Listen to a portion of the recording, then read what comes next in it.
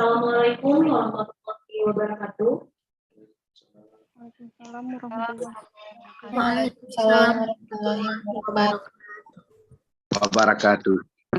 Alhamdulillahirrahmanirrahim. Mari sama-sama kita panjatkan puji dan syukur kepada Allah Subhanahu wa taala.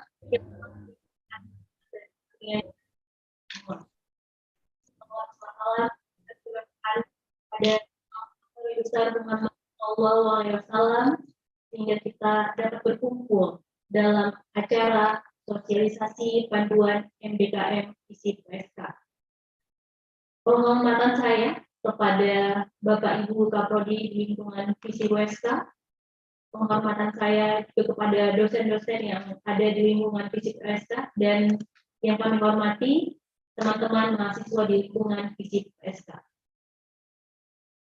Siang ini teman-teman akan mendengarkan ya terkait dengan kegiatan MBKM yang nanti akan teman-teman laksanakan ya sesuai dengan panduan yang telah dibuat oleh tim panduan kurikulum MBKM FISIP USK. Namun sebelum itu kita akan dengarkan kata sambutan sekaligus pembukaan yang akan disampaikan oleh WD1 yang dalam hal ini diwakili oleh Ketua SDMF Ibu Novitasari SIP MIP. Kepada Ibu, waktu dan tempat dipersilakan. Terima kasih. Assalamualaikum warahmatullahi wabarakatuh. Puji syukur kehadiran Allah Subhanahu wa taala, salawat dan salam kepada baginda Rasulullah sallallahu alaihi wasallam. Penghormatan saya kepada pimpinan fakultas yang kebetulan hari ini berhalangan hadir. Saya mewakili fakultas dalam hal ini menyampaikan rasa terima kasih saya kepada tim penyusun buku panduan pelaksanaan MBKM FISIP tahun 2020 yang dalam hal ini sudah menyusun buku panduan ini sehingga dapat bermanfaat bagi mahasiswa.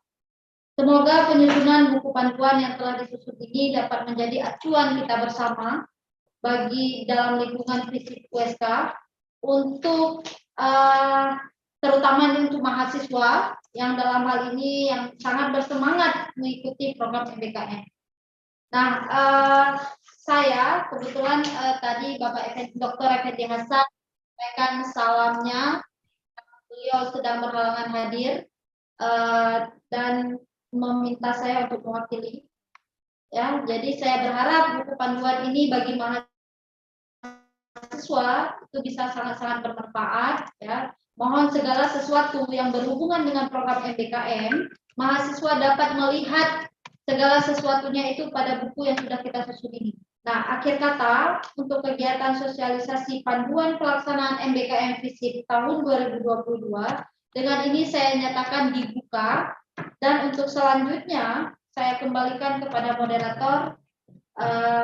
Saya akhiri, Assalamualaikum warahmatullahi wabarakatuh. Waalaikumsalam warahmatullahi wabarakatuh. Baik, terima kasih Bu Novita.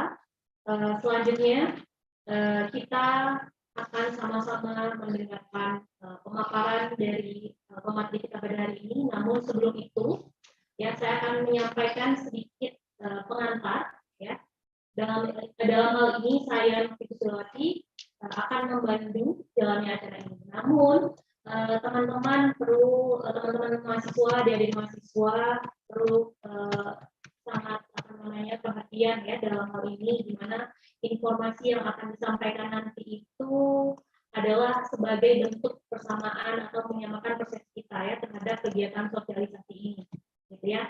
Nah, namun ketika nanti teman-teman ada pertanyaan, tentu kita akan juga membuka sesi diskusi dalam hal ini. Maka teman-teman diharapkan untuk memperhatikan dan mengikuti kegiatan sosialisasi ini dengan sebaik-baiknya.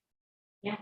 Baik, selanjutnya saya akan langsung saja persilahkan kepada pemateri kita pada hari ini, yaitu Ibu Zakira Asman yang akan menyampaikan materi terkait dengan kegiatan panduan MBKM FISIP USK. Pada Ibu, waktu dan tempat dipersilakan.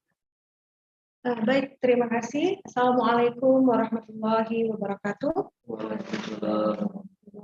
Puji syukur kita panjatkan Hadirat Allah Subhanahu wa taala, juga salawat beriring salam kepada Nabi Muhammad SAW. Hari ini kita melakukan sosialisasi panduan MBKM oleh Fakultas Ilmu Sosial dan Ilmu Politik Universitas Syekh Kuala. Penghormatan saya kepada pimpinan mungkin yang mewakili, juga Kaprodi yang sudah berhadir, dosen-dosen di lingkungan FISIP USK juga, dan juga semua mahasiswa yang sudah berhadir pada hari ini. Baik, pada hari ini saya diamanahkan untuk memberi pengantar atau perkenalan tentang panduan MBKM yang sudah disusun oleh FISIP USK, dan nanti memang di akhir akan kita buka sesi diskusi. Namun sebelum itu, saya rasa semua mahasiswa di sini perlu mencatat dan memperhatikan baik-baik apa yang akan kami sampaikan di sini, karena ini sangat berguna terutama untuk beberapa semester, bahkan bisa jadi bertahun-tahun ke depannya yang akan mengikuti program MBKM. Baik, langsung saja.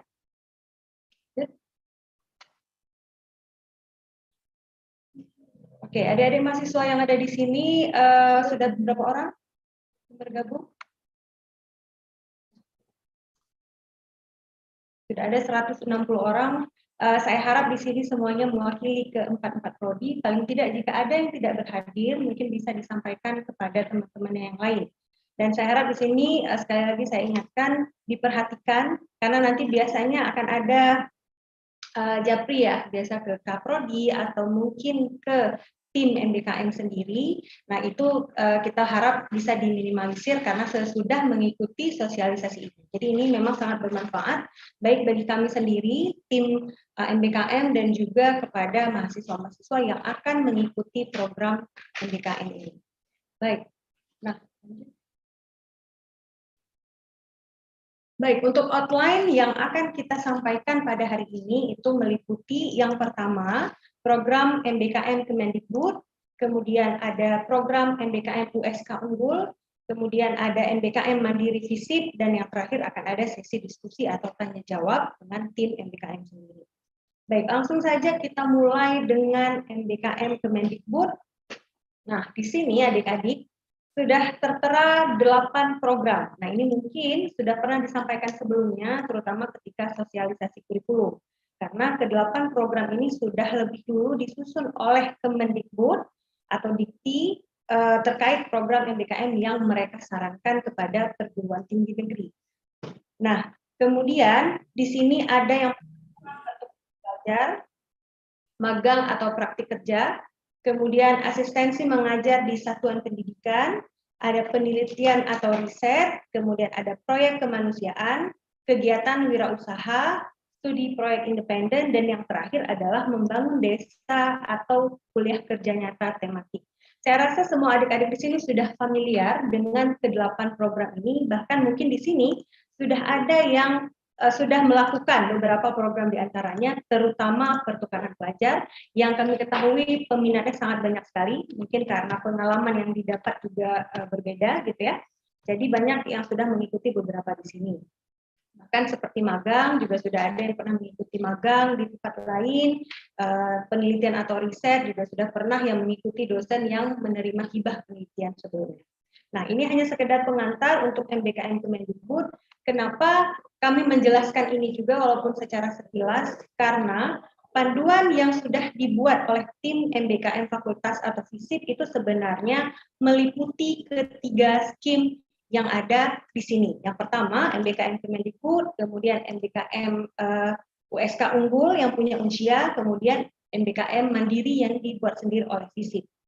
Jadi, buku panduan yang akan beredar nantinya itu meliputi ketiga skim ini.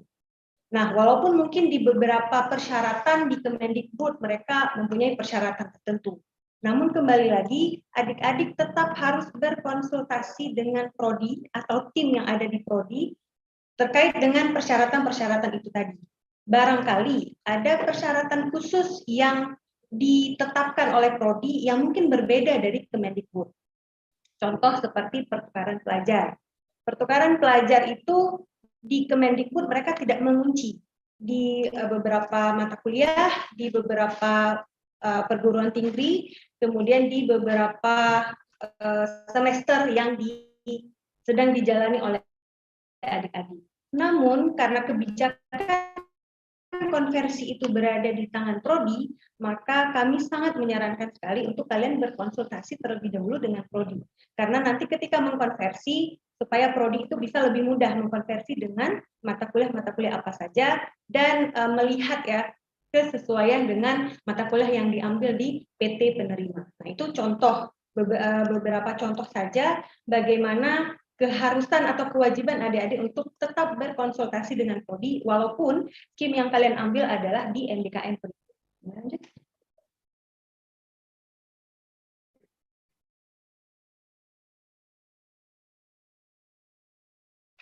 Oke. Ini ada link pendaftaran MBKM Kemendikbud, kami juga sertakan di sini, namun saya rasa banyak dari kalian yang sudah pernah mengakses link ini, apalagi ketika kalian mengetahui ada dibuka pendaftaran untuk MBKM Kemendikbud. Namun tidak ada salahnya bagi beberapa mahasiswa yang belum pernah mengakses, mungkin bisa mengakses, banyak sekali peluang-peluang yang bisa kalian ikuti di MBKM Kemendikbud itu sendiri.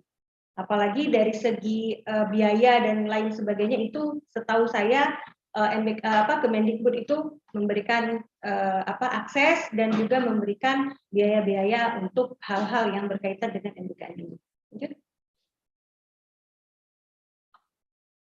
Baik, ini kita langsung lanjut ke skim yang kedua. Tadi saya sudah menjelaskan untuk skim yang pertama, skim MBKM Kemendikbud. Sekarang kita lanjut ke yang kedua, yaitu MBKM USK Unggul atau program MBKM yang dilaksanakan oleh USK atau Universitas Syah Kuala. Nah, untuk MBKM USK Unggul itu kalian sudah bisa mengecek di linknya yang ada di USK. Nah, di situ juga ada beberapa program yang ditawarkan, mungkin sedikit berbeda dengan yang sudah ditawarkan di Kemendikbud, namun kalian bisa melihat sendiri list programnya yang ditawarkan, dan di sini yang biasanya itu menarik ya untuk mahasiswa terutamanya itu bagian insentifnya. Nah, kalian harus perhatikan untuk di insentif program individu mahasiswa itu diberikan Rp2 juta per mahasiswa, namun tetap ada kuotanya. Jadi siapa yang cepat mendaftar, siapa yang mendapat rekomendasi dari prodi, maka bisa mengikuti program ini. Dan untuk program berkelompok itu 6 orang, itu akan diberi 10 juta per satu kelompok tadi. Jadi perlu di cross check kembali bagaimana proses ingin mengikuti yang program kelompok dan program individu. Nah, di sini banyak sekali persyaratannya. Kalian bisa lihat sendiri, karena saya rasa ini sudah banyak beredar, bahkan beberapa dosen di Fakultas Ilmu Sosial dan Ilmu Politik sudah pernah men-share flyer ini, bahkan kalian bisa mendapatkannya di web Unsya atau di web khusus LPI 3M, terutama di bagian MBKM. Kalian harus lihat IPK-nya di situ, kemudian semesternya berapa, jumlah SKS yang sudah lulus, itu harus memenuhi, baru kalian bisa mengikuti MBKM USK Unggul. Nah, untuk lanjut. Oke, ini ada beberapa program yang disediakan oleh USK yang masuk ke dalam program MBKM USK Unggul. Ada 2 kategori. Yang pertama adalah kategori individu, dan itu bisa dikonversi 20 hingga 21 SKS. Ada 10 program di sini yang masuk ke kategori individu. Yang pertama magang bersertifikat, kemudian magang campuran, pertukaran pelajar, penelitian atau riset, mengajar di sekolah, kemudian ada program mengajar di sekolah campuran, studi independen, proyek desa campuran, dan wirausaha campuran. Kalian bisa cek sendiri, nanti ekuivalensi atau konversi MK-MK apa saja yang bisa kalian konversi ketika mengikuti beberapa program ini. Itu sudah ada di linknya MBKM USK Unggul. Lanjut, selanjutnya. Oke. Sedangkan untuk kategori yang kedua ada kelompok. Nah, ini tadi yang saya katakan, jika berkelompok berarti jumlahnya itu 6 orang, dan itu biasanya kalian memerlukan proposal. Berbeda dengan kategori individu, untuk individu kalian tidak perlu proposal, namun persyaratan-persyaratan pendaftaran tetap harus dipenuhi. Namun untuk kelompok itu di tim MBKM USK, mereka sudah punya panduan proposalnya. kategori yang berkelompok. Dan program yang mereka tawarkan ada 3 di sini. Yang pertama studi independen, kemudian proyek kemanusiaan, dan yang ketiga adalah wirausaha. Jadi itu perlu di cross check lagi. Mungkin ada beberapa mahasiswa yang tertarik di individu, mungkin karena insentifnya itu dipakai sendiri gitu ya. Namun jika yang ingin mengikuti berkelompok, contoh misalnya proyek kemanusiaan, mungkin tidak bisa dilakukan sendiri. Nah, kalian perlu teman-teman yang lain untuk bergabung dalam satu kelompok, namun kalian harus perhatikan syarat apa saja yang bisa kalian siapkan untuk mengikuti kategori ini, karena salah satunya adalah proposal. Ya. Jadi ketika sudah ada proposal, mendapatkan rekomendasi dan syarat administrasi lainnya, maka tidak akan sulit untuk mengikuti program yang kategori kedua ini. Kita lanjut. Nah, ini alur proses implementasinya. Ini sebenarnya proses dari bagaimana awalnya MBKM USK ini menyelenggarakan program MBKM USK, dimulai dari upload program oleh program studi. Jadi sebenarnya program studi sudah memilih beberapa program yang mereka anggap relevan dengan bidang keilmuan program studi tersebut. Kemudian ada pengesahan program MBKM, ada sosialisasi, pendaftaran, hingga ke step yang terakhir yaitu upload nilai KRS oleh program studi. Kalian perlu cek ini juga, itu penting sekali untuk bagaimana kalian ketika berkoordinasi dengan kami, terutama di Prodi, apa yang harus kalian lakukan setelah tahap 1, 2, 3, dan seterusnya. Nah, untuk upload program oleh program studi ini, perlu kalian ketahui setiap program studi tidak memilih semuanya. Ya. Ada beberapa program studi yang memilih semua program tadi. Kan tadi saya sudah sebutkan ada individu ada 10 program, untuk kelompok ada 3 program. Nah, ada dari prodi yang hanya memilih 4 atau 6 diantaranya saja. Namun ada juga prodi yang memilih kesemuanya. Jadi kalian perlu cek lagi prodi kalian itu memilih program apa saja. Jadi biar kalian lebih siap menyiapkan administrasi atau persyaratan-persyaratan yang diperlukan untuk mengikuti program-program tertentu. Oke, saya ulangi sekali lagi, tidak semua prodi mengakomodir semua program yang ditawarkan oleh USK Unggul, namun ada juga prodi yang mengakomodir semuanya. Jadi lagi-lagi harus berkonsultasi dengan lebih giat kepada tim MBKM Prodi. Lanjut. Oke, tadi sudah selesai terkait MBKM USK Unggul. Di sini kami juga sudah menyertakan linknya. Kalian bisa lihat sendiri ada link MBKM USK Unggul. Mungkin bagi yang sudah mengikuti pertukaran pelajar, pertukaran mahasiswa, itu kalian sudah familiar dengan link ini. Oke, kita lanjut ke skim yang ketiga, yaitu MBKM Mandiri Visip USK. Karena turunan dari MBKM USK Unggul, USK terutama mengamanahkan program MBKM Mandiri kepada setiap fakultas. Dan perlu kalian ketahui, setiap fakultas itu berbeda cara pelaksanaan programnya. Jadi jika kalian ingin bertanya, jangan bertanya kepada teman-teman yang ada di fakultas lain. Karena bisa jadi panduannya berbeda, tata cara pelaksanaan berbeda, persyaratan administrasinya juga berbeda. Jadi untuk aman dan untuk memudahkan kalian langsung berkoordinasi atau bertanya kepada tim fakultas atau mungkin lebih detailnya kepada tim prodi.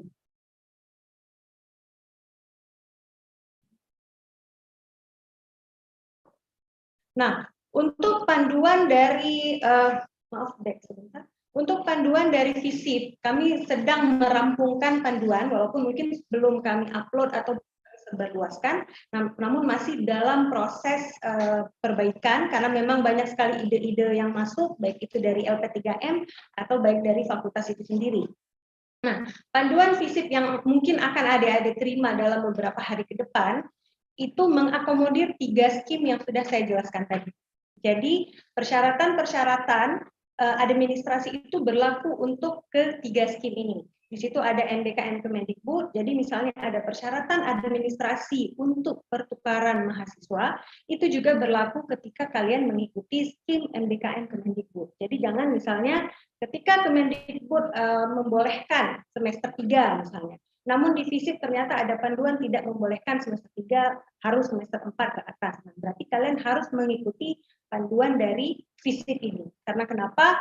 Salah satu syarat untuk kalian bisa mengikuti program MBKM adalah rekomendasi dari Prodi. Dan jika kalian tidak mengikuti persyaratan administrasi di panduan, maka kalian tidak akan mendapatkan surat rekomendasi tersebut. Begitupun dengan MBKM USK Unggul, ketika kalian ingin mengikuti proyek yang individu misalnya atau kelompok, harus berkonsultasi dengan FISIP atau tim Prodi. Kemudian yang ketiga baru kami akan memperjelas lagi panduan MBKM FISIP Mandiri. Nah, ini sekilas cover dari buku panduannya. Nanti akan diupload, mungkin boleh dicek lagi dalam beberapa minggu depan, gitu ya. Nah, ketika di pertama tadi, saya sudah menjelaskan 8 program yang disarankan oleh Kemendikbud, gitu ya, ada 8 program. FISIP juga menyediakan 8 program MBKM di panduannya. Kenapa? Karena memang nanti bisa jadi ada mahasiswa yang lebih berminat ke program tertentu, namun ada yang lain yang lebih berminat ke program yang lain. Nah, di sini ada 8 program, pertukaran mahasiswa, magang, asistensi mengajar, penelitian atau riset, proyek kemanusiaan, kewirausahaan, kemudian ada proyek independen, dan kemudian ada membangun desa atau KKN tematik. Nah, walaupun kami menyediakan ke-8 program untuk di buku panduan, lengkap dengan MK konversi yang bisa dikonversikan untuk program-program tertentu, namun ada 2 program yang menjadi andalan atau unggulan yang disarankan oleh fakultas atau FISIP untuk adik-adik semua mengambil program tersebut. Yang pertama adalah program magang atau praktek lapangan, yang kedua adalah proyek membangun desa atau KKN tematik. Jadi di antara ke-8 program, kami sangat menghimbau dan menyarankan adik-adik untuk mengambil 2 di antara program ini. Karena salah satu alasannya adalah kedua program ini sangat berkaitan dengan keilmuan di Fakultas Ilmu Sosial dan Ilmu Politik. Walaupun yang lain juga kami izinkan, namun untuk kedua program ini itu lebih diutamakan. Nah, walaupun juga kami menyediakan ke-8 program, ada satu atau beberapa program yang tidak begitu disarankan karena mungkin teknis pelaksanaan atau persyaratan administrasinya yang agak susah. Salah satunya adalah program asistensi mengajar di satuan pendidikan, karena memang background kita dari FISIP mungkin tidak punya background education atau pendidikan, sehingga dalam proses mengajar nanti takutnya ada kendala. Sehingga jika ada yang mengambil program ini, maka harus berkolaborasi dengan FKIP, dan itu kerjasamanya mungkin agak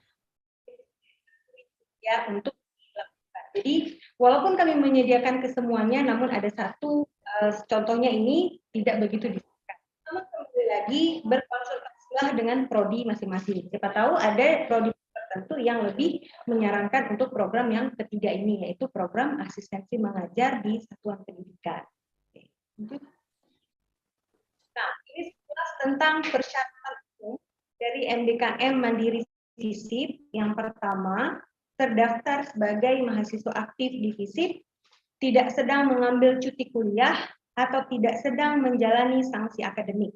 Ini menjadi persyaratan pertama karena kita perlu memastikan mahasiswa aktif yang mengikuti program ini dan tidak sedang mengambil cuti dan tidak menjalani sanksi. Jadi adik-adik jika ingin mengikuti program MBKM, walaupun ini di sini tertera MBKM Mandiri FISIP, namun ini juga berlaku untuk MBKM Kemendikbud dan MBKM USK Unggul. Yang kedua, minimal mahasiswa semester 3. Dan ada beberapa program nanti yang tertera di panduan, itu ada yang berawal dari semester 4, mungkin ada yang dari semester 5. Jadi perlu di cross check lagi di panduan. Karena setiap program itu berbeda ya cara pelaksanaannya. Contoh pertukaran pelajar, mungkin diizinkan untuk di semester 3. Namun ada program lain yang membutuhkan dulu penguasaan materi oleh adik-adik, baru kalian bisa terjun ke lapangan. Contoh misalnya magang, penelitian atau riset. Nah, kalian itu harus memenuhi beberapa persyaratan terlebih dahulu. Nah, untuk persyaratan khususnya kalian bisa lihat di setiap penjelasan atau details tentang program-program tersebut. Kemudian memperoleh rekomendasi tertulis dari koordinator program studi. Ini juga tidak kalah penting dari persyaratan yang lain, karena untuk bisa mengikuti setiap program yang akan kalian pilih, kalian harus punya rekomendasi tertulis. Makanya sekali lagi kami menghimbau, menyarankan untuk selalu berkoordinasi dengan prodi ataupun tim MBKM fakultas.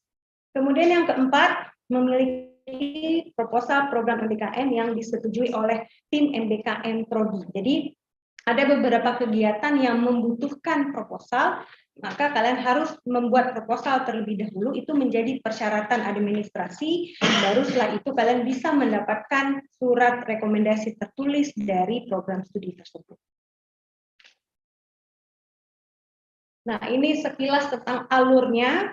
Ada persiapan, kalian menyiapkan dulu persyaratan-persyaratan yang sudah kami paparkan tadi, kemudian ada pendaftaran, dan itu termasuk dengan konsultasi dengan pihak prodi, ada assessment, ada pembekalan. Nah, ada beberapa program nanti yang akan ada pembekalannya terlebih dahulu.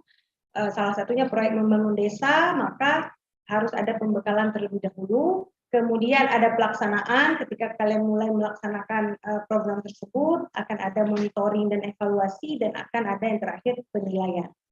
Nah, perlu saya ingatkan lagi, setiap program yang sudah kami paparkan tadi, itu sudah ada mata kuliah konversinya. Kalau dulu bagi mahasiswa yang mengikuti pertukaran pelajar, itu masih meraba-raba MK apa saja yang kira-kira bisa dikonversi dan tidak bisa dikonversi. Namun sekarang setiap prodi sudah memasukkan semua MK konversinya untuk semester ganjil dan untuk semester genap.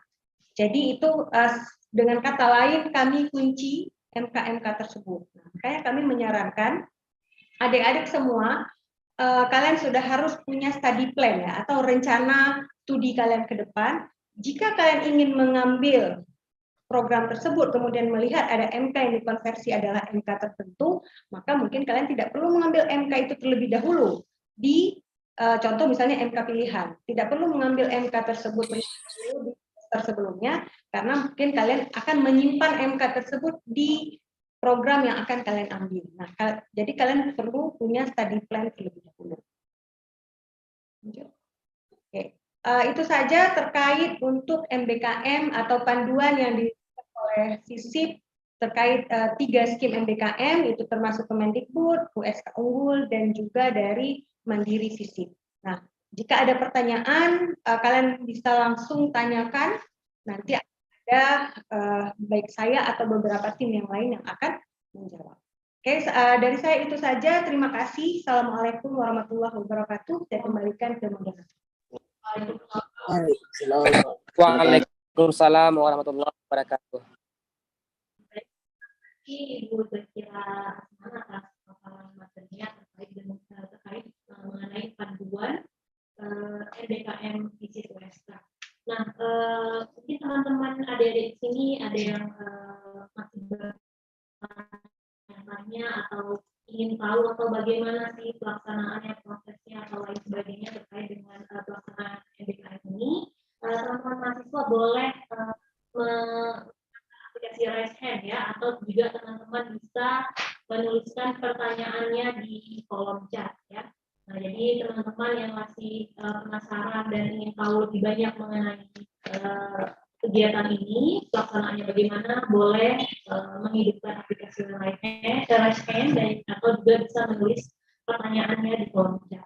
Nah, baik, di sini kita sudah melihat ada peserta yang hadir hari ini ya, Rahmat Raji Aulia ya. Mungkin saya persilakan langsung saja kepada Rahmat Raji Aulia untuk menghidupkan mikrofonnya dan disampaikan pertanyaannya secara singkat dan jelas. Kepada Rahmat Raji Aulia, waktu dan tepat.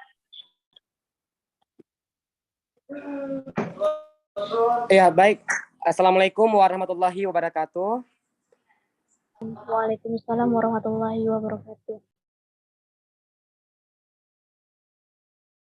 Mohon maaf, Razi, mikrofonnya diaktifkan dulu. Ya, baik. Assalamualaikum warahmatullahi wabarakatuh. Yang saya hormati dan saya muliakan Bapak Ibu dosen dari FISIP. Pada hari ini kesempatan saya untuk bertanya, tentunya perkenalkan nama saya Rahmat Razi Aulia dari Ilmu Pemerintahan Letting 19 semester 6.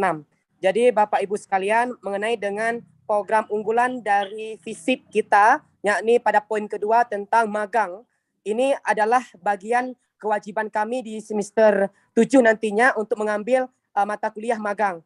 Nah, dalam hal ini menjadi pertanyaan saya mewakili teman-teman Letting 19 di ilmu pemerintahan, bagaimana seandainya jikalau kami wajib mengambil MK magang di semester 7 dan kebetulan ada MK wajib di semester 7. Apakah itu mengganggu magang kami atau kami atau bagaimana solusinya dari pihak kampus? Karena kami di ilmu pemerintahan di semester 7 itu ada satu lagi MK wajib yang harus kami pilih gitu Bapak Ibu. Nah, bagaimana jawaban respon dari Bapak Ibu mengenai magang kami? Apakah magang itu, karena kan yang kami dengar magang itu 3 bulan. Apakah kami siap magang masuk MK atau dari MK ikut magang? Apakah itu mengganggu? Apakah dari pihak magang diperbolehkan? Terima kasih. Terima kasih. Wassalamualaikum warahmatullahi wabarakatuh. Waalaikumsalam warahmatullahi wabarakatuh. Terima kasih Ahmad Reza. Kita tampung dulu pertanyaannya ya. Untuk berikutnya ada teman-teman dari teman-teman juga sudah beberapa yang menggunakan sudah raise hand ya. Mungkin saya persilakan dulu kepada Gadis Meilani Putri. Kepada Gadis, waktu depan silakan. Baik Bu, terima kasih. Saya ingin bertanya mengenai program magang campuran yang diselenggarakan oleh MBKM Unggul. Boleh dijelaskan Bu, itu apa bedanya dengan magang bersertifikat Bu? Baik, itu saja ya. Iya Bu, terima kasih Bu. Kita tampung dulu ya, satu lagi dari Cutsil Nina Najwa. Kepada Cutsil Nina, dipersilakan. Baik, terima kasih Bu. Jadi di sini saya mau nanya Bu, kan misalnya ada mata kuliah yang di ekivalensi itu udah kita ambil, itu gimana Bu? Apa bisa diganti dengan mata kuliah lain atau seperti apa? Karena tadi udah cek di web, ada 2 mata kuliah yang udah keambil kayak gitu Bu. Terima kasih. Oke, baik. Terima kasih Silmi. Kita tutup dulu ya untuk sesi yang pertama. Nah, memang di sini kita sudah hadir beberapa perwakilan dari tim MBKM dan nanti di sini juga teman-teman dari tim MBKM akan menjawab pertanyaan teman-teman mahasiswa. Nah, untuk yang pertama mungkin saya akan persilakan kepada Ibu Zakira untuk magang. Untuk pertanyaan dari Rahmat Diet, pada Ibu dipersilakan. Baik, saya mencoba menjawab, mungkin nanti akan ada beberapa teman lain dari tim MBKM juga yang akan menjawab terkait magang. Tadi sudah ditanyakan oleh Razi, magang ini ada magang reguler, yang setiap prodi pasti punya SKS yang berbeda. Di pemerintahan, berapa SKS magang reguler? SKS magang reguler berapa? 3 SKS. Nah, 3 SKS. Namun ada di beberapa prodi lain itu ada yang 2, ada yang 4 gitu ya. Nah, yang membedakan magang ini dengan magang MBKM, kalau kalian mengikuti program magang MBKM itu akan ada 20 SKS yang dikonversi termasuk beberapa MK yang lain. Jadi tidak hanya 3 SKS itu saja yang akan kalian dapatkan di KHS, namun kalian juga akan bisa mengkonversikannya dengan 20 atau bahkan 21 SKS MK-MK yang lain, dan itu waktunya sekitar 6 bulan. Ya, magang MBKM berbeda dengan magang reguler yang mungkin beberapa prodi ada yang 2 bulan hingga 3 bulan. Namun untuk magang MBKM itu 6 bulan, dan tidak hanya magang saja yang tertera di KHS kalian, namun juga akan ada beberapa MK lain yang mengikuti yang kita konversikan. Jadi perlu dicek lagi untuk adik-adik yang berbeda prodi, itu perlu cek untuk setiap prodinya. Di magang MBKM itu mata kuliah apa saja yang dikonversi. Jadi kalian tidak perlu lagi masuk kelas untuk MK-MK tersebut jika kalian sudah ambil magang MBKM, karena akan otomatis terkonversi menjadi 20 atau 21 SKS. Itu disesuaikan. Lain lagi.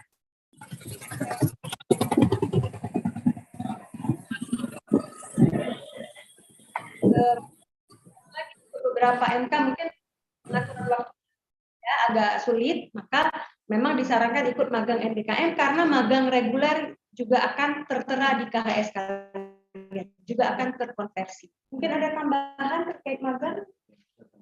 Boleh, silakan Pak Helmi akan menambahkan.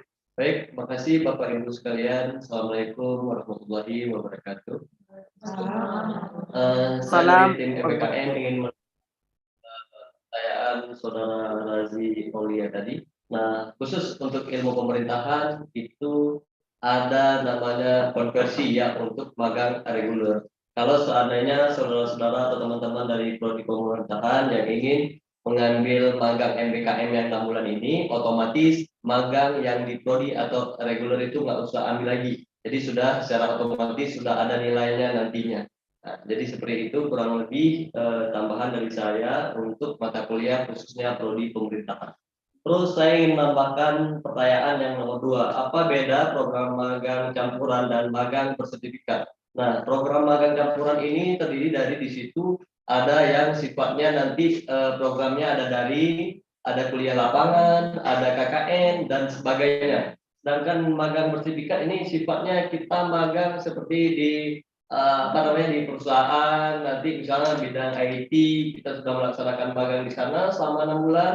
Nanti kita dikasih sertifikat sebagai ahli di bidang IT-nya yang nantinya akan dikonversi ke dalam 20 atau 21 SKS. Nah, teman-teman sekalian, jadi kami dari tim sangat berharap kepada teman-teman di semua prodi yang ada di FISIP untuk mengambil yang disarankan oleh Ibu Zakira tadi, dua poin penting itu. Disebabkan kenapa? Karena di sini kalian bisa diequivalensi ke dalam 20 SKS mata kuliah. Dan juga sekaligus saya menjawab pertanyaan yang nomor 3. Apakah MK yang sudah diambil bisa diganti apabila MBKM ini sudah diambil? Nah, ketika teman-teman sudah mengambil yang yang MBKM yang kami jelaskan tadi, itu nanti akan bisa diganti yang sudah ada nilai. Misal gini, kami buat magang 20 SKS. Ternyata teman-teman di situ ada 2 mata kuliah kalian sudah ngambil sebelumnya. Nah, ini nanti bisa berubah apakah di KPRS nanti perubahan KRS bisa diganti. Kalau ingin didiskusi lebih lanjut kalian nanti boleh jumpa ketua prodi. Ini kami udah ngambil berapa SKS Pak, apakah bisa nanti kami jelaskan di situ lebih detail lagi. Nah, perjawaban sementara dari kami itu bisa diubah pas KPRS nantinya. Sekian dari saya, barangkali teman-teman menambahkan Pak. Baik, terima kasih Bapak Helmi dan Ibu Zakira. Mungkin ada tambahan dari tim lainnya terkait dengan pertanyaan dari teman-teman mahasiswa tadi. Tidak ya, ini sudah cukup jelas ya terkait dengan pertanyaan dari ketiga pertanyaan tadi ya. Jadi yang penting sekali di sini adalah kita berkonsultasi ya dengan prodi maupun tim MBKM. Ya, jadi teman-teman mahasiswa itu yang harus diperhatikan ya, berkonsultasi dan memeriksa kira-kira program apa yang mau diambil, terus dicek mata kuliah konversinya apa aja gitu ya, supaya teman-teman nanti tidak rugi mata kuliah yang sudah diambil gitu ya. Oke, baik, ada lagi yang mau bertanya boleh di chat ada ya, coba kita lihat di chat ada pertanyaan dari teman-teman mahasiswa. Mungkin jika ada yang sudah ada 2 orang yang mau bertanya ini ya, sudah ada beberapa orang, mungkin kita persilakan dulu pada Tasya. Silakan Tasya. Baik, terima kasih Ibu untuk kesempatannya. Sebelumnya saya ingin bertanya mengenai program MBKM untuk program riset atau penelitian. Nah, jadi kebetulan semester sebelumnya saya ada satu mata kuliah yang dosennya mengharuskan untuk membuat penelitian kecil-kecilan. Dan setelah mata kuliah itu berakhir, ternyata dosennya menganjurkan saya untuk melanjutkan penelitian itu dan juga menganjurkan saya untuk mengikuti program MBKM untuk program riset atau penelitian ini. Akan tetapi masalahnya itu saya sebelumnya sempat daftar program MBKM untuk pertukaran pelajar di semester yang sebelum-sebelumnya itu, dan saya membatalkan ikut gitu Bu. Jadi apakah karena saya pernah membatalkan ikut untuk program pertukaran pelajar, apakah nama saya bakal di blacklist gitu Bu untuk program selanjutnya? Terima kasih. Baik, Tasya, kita simpan dulu pertanyaannya ya. Selanjutnya ada penanya Aulia Ananda. Pada Aulia, dipersilakan. Baik, terima kasih Ibu atas kesempatannya. Jadi pertanyaan saya mengenai program penelitian atau riset. Nah, yang saya lihat di link MBKM itu ekuivalen dari penelitian atau riset itu salah satu MK-nya ada skripsi dan magang, Bu. Nah, pertanyaan saya dalam program tersebut apakah ada syarat yang lebih atau gimana terkait dengan penelitian atau riset ini? Karena ekuivalennya ini itu kan menyangkut dengan skripsi. Nah, mungkin itu saja, Bu. Terima kasih. Assalamualaikum warahmatullahi wabarakatuh. Baik, terima kasih Aulia. Satu lagi kita buka ya untuk Mardian. Silakan Mardian. Baik Bu, terima kasih. Sebelumnya izin bertanya terkait magang nih Bu. Ini kan magang ada pihak dari kampus Merdekanya sendiri ada menyediakan program MSIB ya, magang bersertifikat. Nah, dari yang info yang udah Mardianto dapat bukan magang bersertifikat ini itu yang menentukan kelulusan itu bukan dari kampus Merdekanya tapi dari perusahaannya.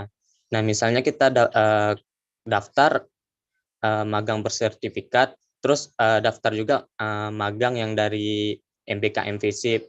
Nah, itu kan karena kan takutnya Bu di perusahaan nanti nggak diterima gitu Bu. Terus boleh nggak kita ngambilnya daftar di dua tempat di kampus Merdeka sama MBKM FISIP gitu Bu.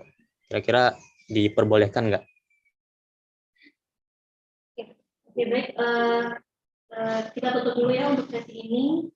Saya akan persilakan kepada Ibu Pak Helmi terlebih dahulu untuk menjawab pertanyaan dari teman-teman mahasiswa. Pak Helmi, dipersilakan. Baik, terima kasih Bu Novitasari. Saya akan menjawab pertanyaan tadi Aulia Ananda Kartika ya tentang skripsi. Apakah ini kalau ada prodi yang mengekivalensi skripsi, apakah ada syarat lebih ya? Nah, sebenarnya ini terjadi di pemerintahan, khususnya di program riset. Kalau adik-adik mahasiswa mengambil program riset, ini kalian bisa diekivalensi ke skripsi. Tapi tentu ada syarat lebih. Artinya ketika melakukan program riset ini selama 6 bulan, akan tetapi hasil dari riset itu juga harus dipublikasi minimal Sinta 2. Ketika sudah ada Sinta 2, maka kalian akan mendapatkan nilai untuk skripsi dan nggak ada lagi cerita buat skripsi untuk kalian. Nah, barangkali jawaban singkat untuk Saudari Aulia Kartika itu dari saya untuk program riset prodi pemerintahan ada MK skripsinya. Yang kedua, apakah nama akan di blacklist jika pernah membatalkan program MBKM? Nah, ini setahu kami tidak akan di blacklist ya, karena kita tadi ada tiga skim tuh. Ada dari fakultas, ada skim yang Universitas USK unggul, ada juga Kemendikbud. Nah, nanti boleh diambil program mana saja yang kalian ambil di antara tiga skim tersebut. Nah, selanjutnya ditambahkan oleh ibu-ibu sekalian. Baik, langsung saja mungkin kepada Ibu. Baik, terima kasih. Saya akan menjawab pertanyaan dari Mardianto ya. Yang bertanya apakah boleh diambil dua skim sekaligus. Perlu diketahui oleh mahasiswa bahwa memang untuk program MBKM yang diakui hanya salah satu.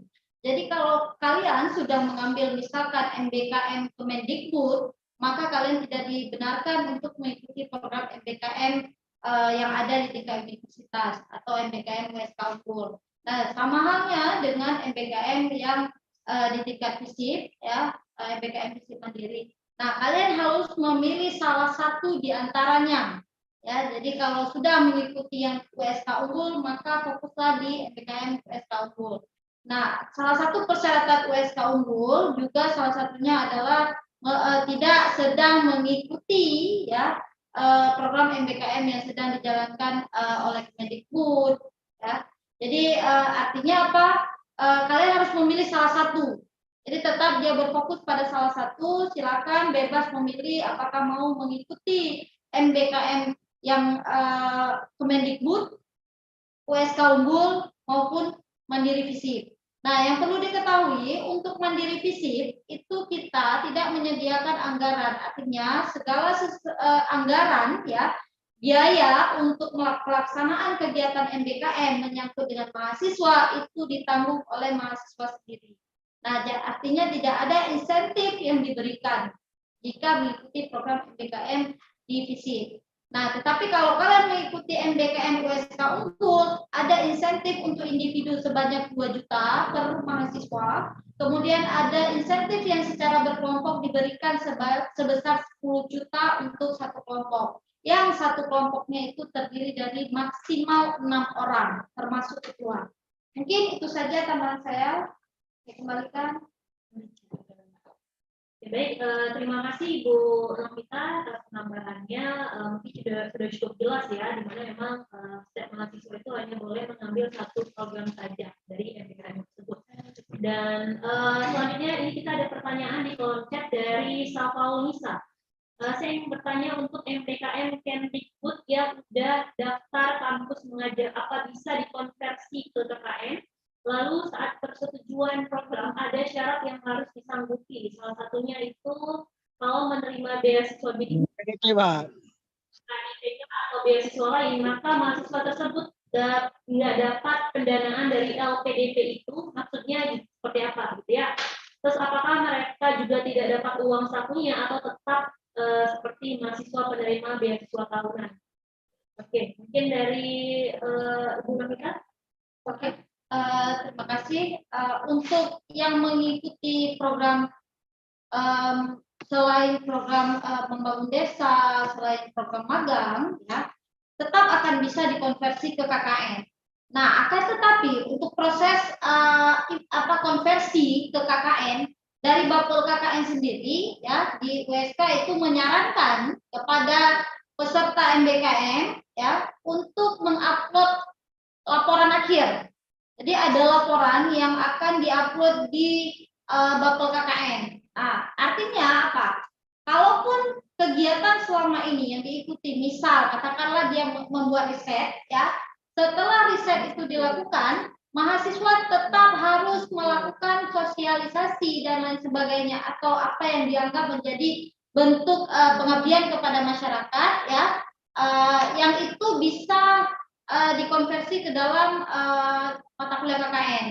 Nah, akhirnya apa yang dikumpulkan itu adalah laporan akhir, ya. Laporan akhir itu harus disubmit di dalam ke dalam sistem Bapel KKN. Nah, itu saja mungkin. Baik, terima kasih. Selanjutnya ini ada pertanyaan dari Maulidia. Ya, untuk proposalnya, untuk proposal kelompok itu bagaimana? Apakah dan masuk ke bagian membangun desa atau bagaimana? Itu dari Maulidia. Mungkin satu lagi ya, langsung saja. Dari Marini Koto. Assalamualaikum, selamat sore Ibu Bapak. Saya Marini Koto, Prodi Ilmu Komunikasi 2020. Izin bertanya mengenai program MBKM penelitian atau riset. Terkait penentuan dosen pembimbing, apakah akan dibantu diarahkan dari pihak Prodi atau riset dapat dijalankan secara pribadi? Baik. Langsung saja saya berikan kesempatan kepada Ibu Mulia. Silakan.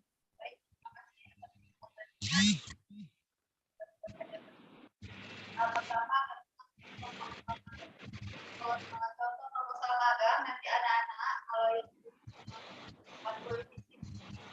ada lampiran mengenai bagaimana contoh proposal magang, kan hanya contoh proposal, tapi juga ada contoh dari 8 program itu ada misalnya beberapa program yang harus memang dibuat logbook, artinya catatan harian apa yang harus dikerjakan itu juga sudah tersedia di satuan MBKM Visip.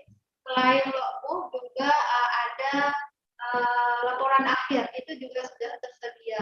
Jadi semua sebetulnya sudah tersedia di panduan MBKM Visip. Konsultasi saja dengan pihak Prodi.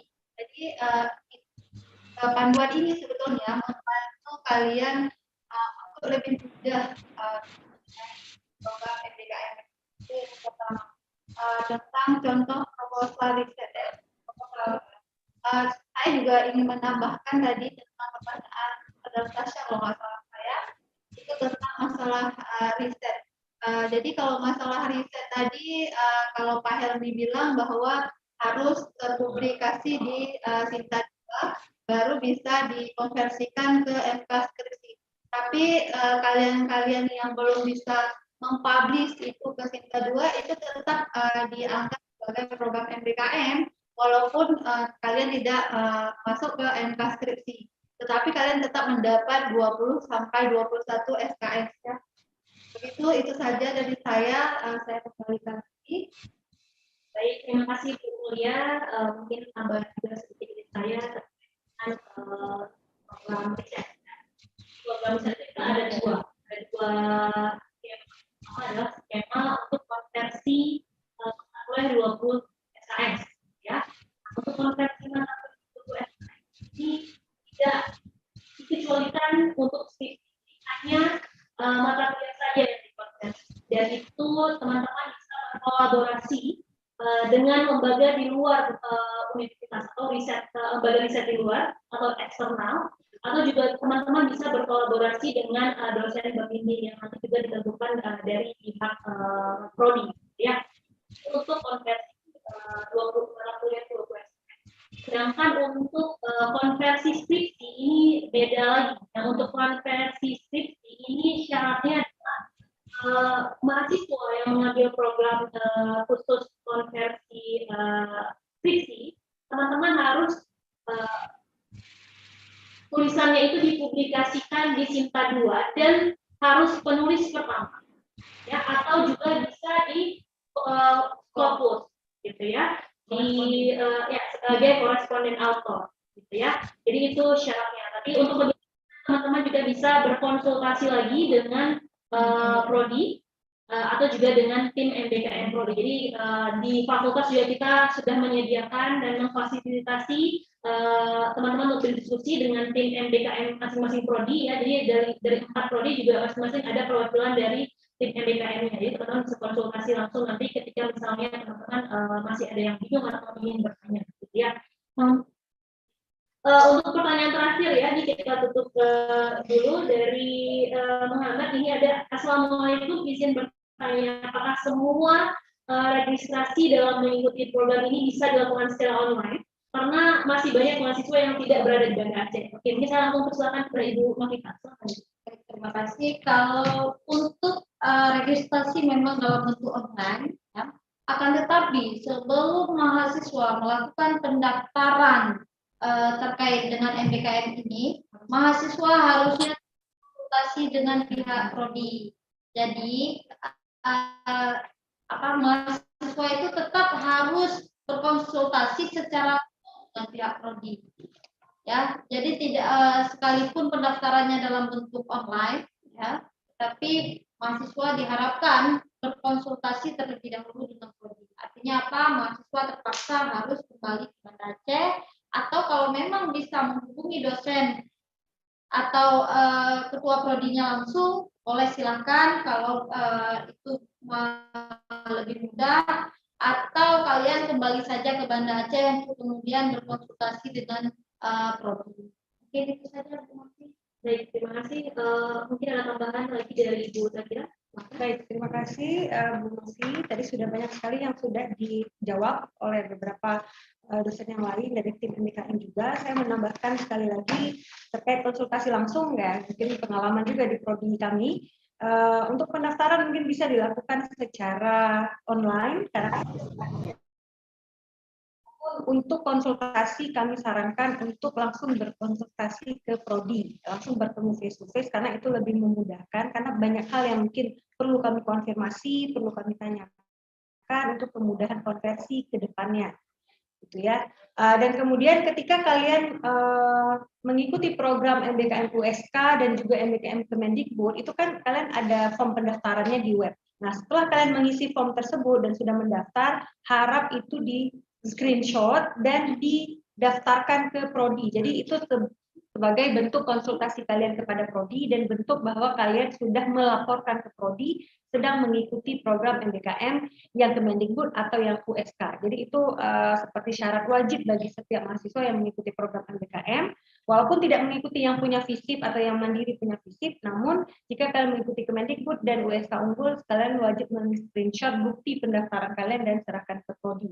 Karena itu untuk kebutuhan database kami, siapa-siapa saja yang sedang melakukan program MBKM. Kemudian terkait tadi konversi KKN sudah dijawab oleh Bu Novita, bahwa memang karena kami mengkonversikannya ke KKN, jadi harus ada laporan kegiatan. Ya, itu yang mungkin yang sangat membedakan dari konversi ke MKMK yang lain. Kalian harus ada laporan kegiatan yang kalian itu turun ke masyarakat. Boleh contohnya seperti penyuluhan, boleh sosialisasi, boleh contoh dari prodi ilmu komunikasi itu ada humas, kalian turun langsung memberikan pengetahuan kepada masyarakat. Nah, itu juga bentuk bagaimana kalian turun ke masyarakat. Karena inti dari KKN sebenarnya adalah itu. Jadi itu yang perlu dibuat dalam laporan kegiatan dan itu harus diupload juga karena untuk diakui oleh Bapel KKN bahwa kalian sudah mengikuti program KKN walaupun itu konversi itu adalah laporan kegiatan. Jadi saran saya kepada adik-adik di tahap alur persiapan tadi, selain kalian bersiap dengan syarat-syarat administrasi, yang harus kalian cek terlebih dahulu adalah MK konversi yang sudah diupload oleh semua prodi. Karena setiap prodi berbeda. Ada prodi yang ke setiap programnya itu mengkonversi ke KKN, namun ada beberapa prodi yang tidak semua program mengkonversi ke KKN. Jadi jika ada konversi ke KKN, kalian harus sudah memetakan apa yang akan kalian lakukan dengan masyarakat supaya bisa dikonversi ke KKN. Itu tadi penting sekali untuk diingat lagi. Kemudian yang ketiga ada riset. Itu seperti pertanyaan Marini Koto tadi sudah dijawab dan Bu Novi, bahwa harus ada dosen pembimbing. Ya, tidak boleh dijalankan sendiri. Apalagi untuk publikasi di Sinta 2 itu memang sulit sekali. Bahkan tidak semua dosen berhasil goal ya ke Sinta 2 atau Sinta 1 atau bahkan Scopus. Jadi kalian membutuhkan pembimbing di situ. Bahkan untuk semua program yang sudah kami paparkan tadi, ke 8 program, itu semuanya ada dosen pembimbing atau disebut dosen pendamping lapangan. Baik itu proyek membangun desa, baik itu riset, baik itu magang, dan lain sebagainya, semuanya ada dosen pembimbingnya. Makanya kenapa kalian perlu mengkonsultasikan ke prodi masing-masing. Jadi sekali lagi saya ingatkan, mahasiswa yang berbeda prodi langsung cek MK apa saja yang dikonversi, kalian sudah bisa menyusun study plan kalian dan sudah bisa memetakan apa yang akan kalian lakukan dalam program 6 bulan.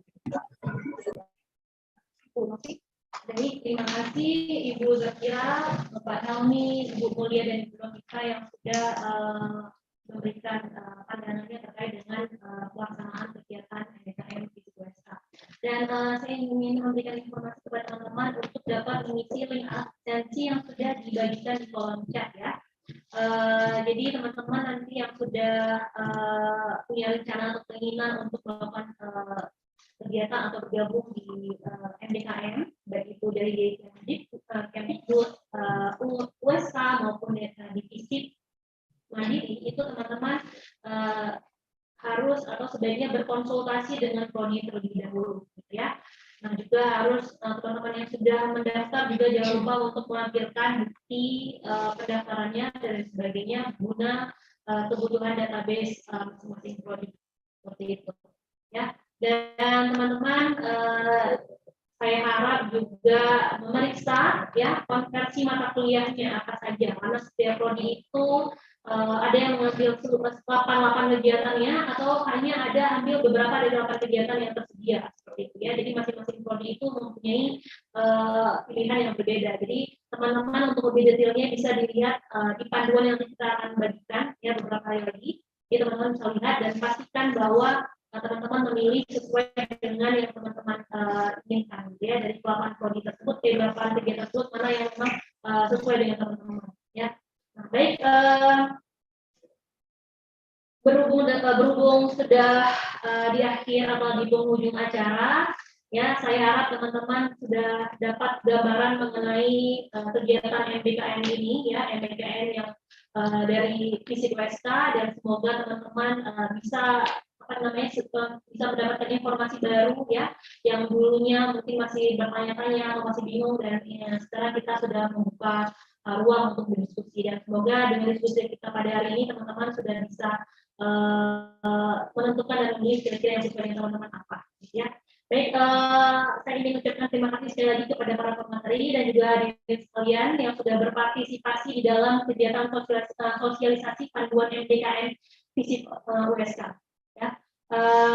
Sebelum kami tutup, saya juga ingin memberikan terima kasih kepada seluruh panitia ya, dan juga khususnya tim MBKM Fakultas. Dan juga saya ingin mengucapkan terima kasih kepada teman-teman mahasiswa yang sudah bergabung di ruangan Zoom ini.